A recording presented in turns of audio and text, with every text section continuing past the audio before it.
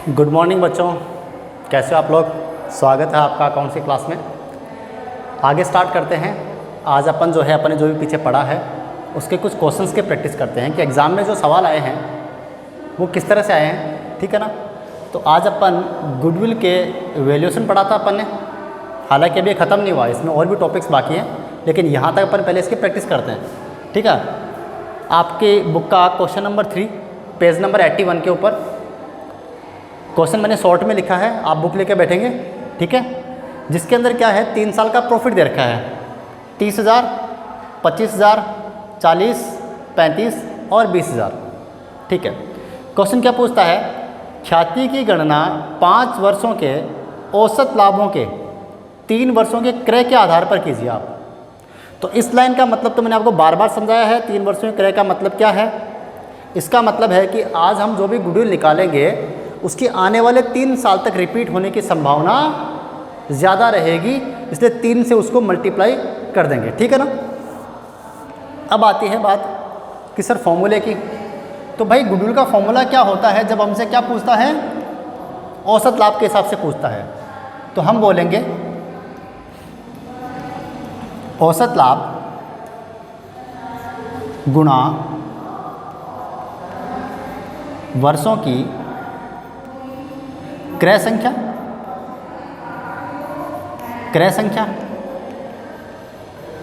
यही तो कहेंगे हम। ये करेंगे तो निकल जाएगा सीधा गुडविल। लेकिन बात ये थी, हमने जो कल बात की थी कि सर अब सवाल ने बोला 5 वर्षों के, देखो जरा क्या बोला है सवाल ने, 5 वर्षों के औसत लाभों के हिसाब से।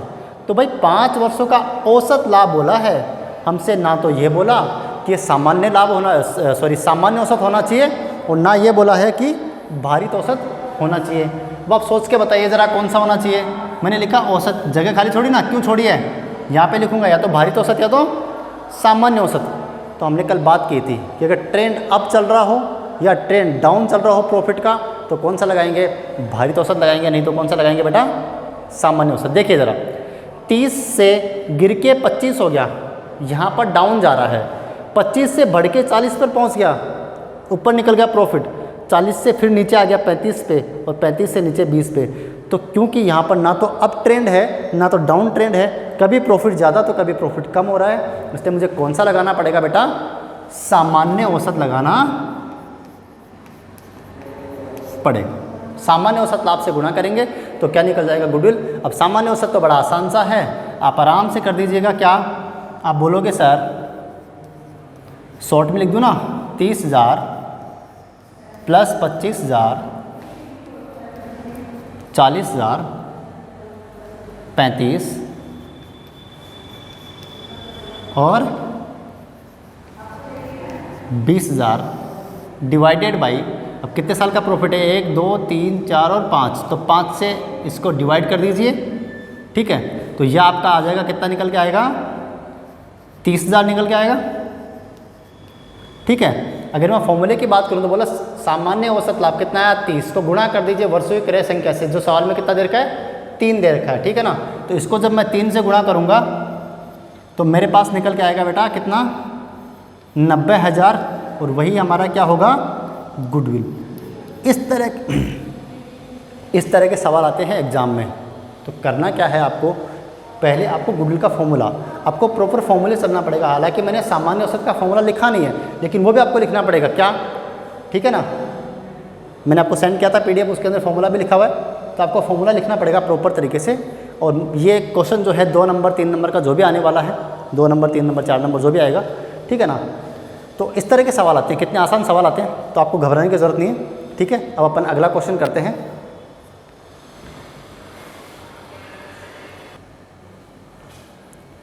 हाँ जी बेटा, अगला जो क्वेश्चन है अपना वो है क्वेश्चन नंबर 8 पेज नंबर 82 के ऊपर, ठीक है।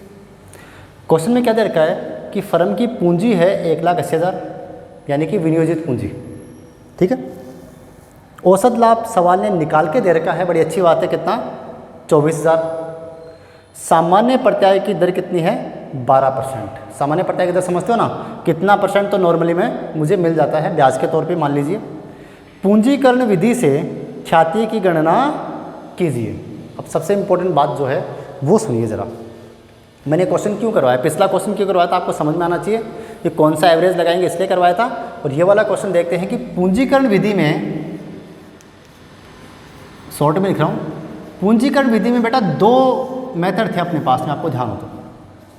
एक तो था सुपर प्रॉफिट यानी कि अधिलाभ का पूंजीकरण, और एक था औसत लाभ का पूंजीकरण। दो थे ना। तो मुझे कौन सा वाला मेथड लगाना है इस क्वेश्चन के अंदर, कौन सा वाला मेथड मेरे को लगाना है इस क्वेश्चन के अंदर, वो मुझे पता होना चाहिए। हालांकि आंसर दोनों से सेम ही आएगा, आंसर की कोई दिक्कत नहीं है, लेकिन ये वाला लगाऊं कि ये वाला लगाऊं, ठीक है ना। तो क्या करना चाहिए, कौन से की पॉसिबिलिटी ज़्यादा है। वैसे अच्छा मेथड तो यही है कि सीधा आपको पता है क्या मेथड है क्या नहीं है, तो सिंपल ये है वैसे। और दूसरी बात क्या है, क्वेश्चन को रीड करके देखो क्या दे रखा है। औसत लाभ पता है आपको, सामान्य प्रत्याय की दर पता है और पूंजी पता है। तो बेटा इससे क्या निकल जाएगा, सामान्य लाभ।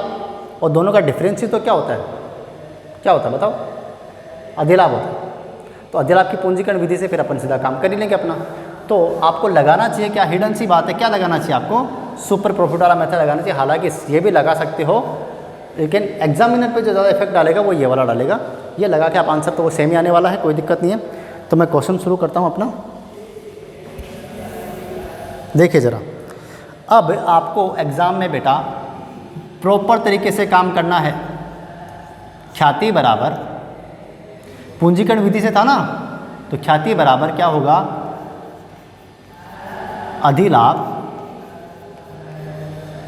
गुणा 100 बटा सामान्य प्रत्याय की दर। यही था ख्याति का फॉर्मूला, जब अपन पूंजीकरण विधि लगाते हैं तो यही था। अब एक काम करो, इसके नीचे थोड़ी जगह छोड़ दो आप। मुझे क्या चाहिए, मुझे अधिलाभ चाहिए ना बेटा, अधिलाभ चाहिए मुझे। तो आप सोचिए ज़रा कि अधिलाभ का फॉर्मूला क्या होता है भाई। तो अधिलाभ का फॉर्मूला क्या होता है बताइए ज़रा। सर उसका फॉर्मूला होता है औसत लाभ में से माइनस कर दीजिए सामान्य लाभ।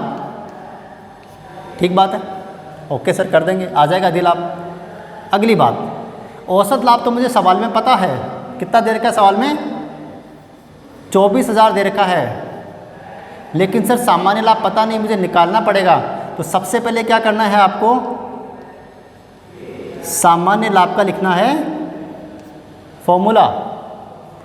सामान्य लाभ का फॉर्मूला क्या होता है, जो भी विनियोजित पूंजी थी को गुणा कर दीजिए काहे से, सामान्य, मैं शॉर्ट में लिख रहा हूँ, सामान्य प्रत्याय की दर बटा 100। तो यहाँ से निकल जाएगा सामान्य लाभ कितना है, 1,80,000 की आपकी पूंजी है, को मल्टीप्लाई कर दीजिए 12 बटा 100। तो बेटा कितना आएगा इसका आंसर, इसका आंसर आएगा 21,600। ठीक बात है, 21,600 सामान्य आएगा, तो यहाँ पे रखिए इसको। ठीक है, दोनों का आपस में डिफरेंस करेंगे तो क्या निकलेगा, अधिलाभ वो कितना निकला 2400, ये माइनस ये करेंगे तो आएगा 2400। 2400 को रखिए अधिलाभ की जगह पे। अब फॉर्मूले में देखिए क्या है, गुणा 100 बटा दर कितना है 12। जब इसकी कैलकुलेशन करूँगा तो आएगा बेटा 20,000। और यही क्या है, आपकी ख्याति है, आपका आंसर है। तो कोई बहुत बड़ी हार्ड एंड टफ बात नहीं है, आपको फॉर्मूले भी याद होने चाहिए विथ अंडरस्टैंडिंग, ये भी ध्यान रखना, ताकि आप अगर एग्जाम में फॉर्मूला माइंड से कहीं ना कहीं स्लिप हो जाए तो आप बात को समझ पाओ कि यार अपन ऐसा क्यों कर रहे हैं। ठीक है ना, बाकी आपको प्रैक्टिस करनी है प्रॉपर तरीके से, ऐसे ही प्रेजेंट करना है अपना आंसर। ये 2 नंबर 4 नंबर का सवाल जो आएगा ऐसे प्रेजेंट करना है इसको, वो चाहे बड़े क्वेश्चन में आए चाहे छोटा क्वेश्चन आए, आपको प्रेजेंटेशन ऐसे रखना पड़ेगा, तभी आपको मार्क्स मिलेंगे। हालांकि मैंने शॉर्ट फॉर्म्स यूज़ करी हैं, वो आपको नहीं करनी, आपको तो पूरा लिखना है। ठीक है ना, तो आज के लिए इतना ही, मिलते हैं अगली क्लास में अपना नए कॉन्सेप्ट के साथ में। अभी गुडविल पूरा नहीं हुआ है, ठीक है ना, इसका वैल्यूएशन बाकी है, उसके बाद में इसकी एंट्रीज बाकी है। ठीक है, तो best of luck, thank you.